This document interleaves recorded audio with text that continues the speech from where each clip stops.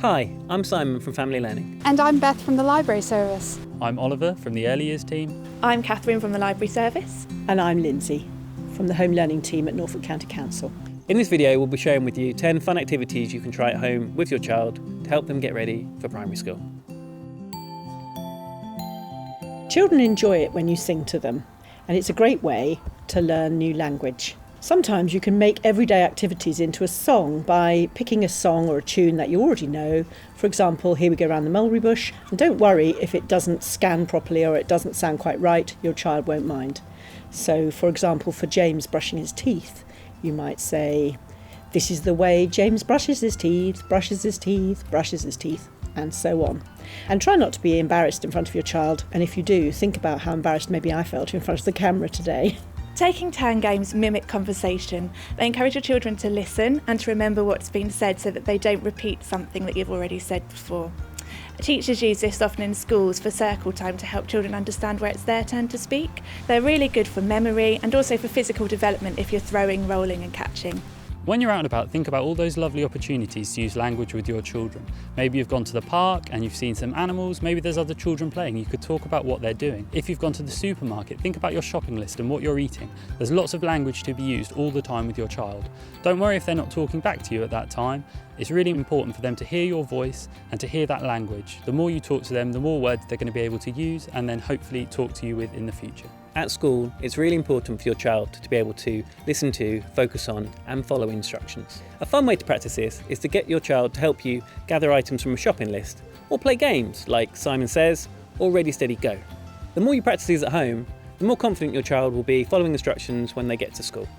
In nursery schools and schools, we talk about role play, and what this really means is pretend play. When children pretend, they try out new words and phrases, and they recreate experiences that either they've had or that they've seen. Often they like to be somebody else, and with very simple props, for example, a cap, just like Daddy's, or a bag, just like Mummy's, then they take on that persona. And sometimes they enjoy it if you join in, but you might be cast as the child. A common myth is that children can become confused or have a speech delay from speaking in two languages. This isn't true. Make sure that you're speaking with your child in your home language at home. They'll naturally pick up English at school or at nursery. Try sharing books in your home language or watching TV shows. It's really important that they can speak both their home language and they'll learn English naturally. Starting school requires children to try and remember a lot of new information, which can prove to be quite challenging. One way you can help to develop your child's memory is something called Kim's game. Simply lay out some familiar items on the floor, start with about 5, then cover them over and see if your child can remember which items were there. You can expand this by adding additional items, or take one away and see if your child can recognise which item is missing.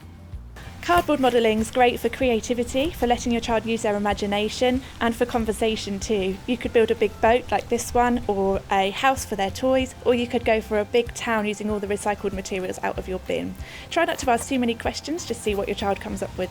Sharing stories is a great way for you to help build your child's love and understanding of reading. Sharing stories together helps build their understanding of language, narrative, and how communication works.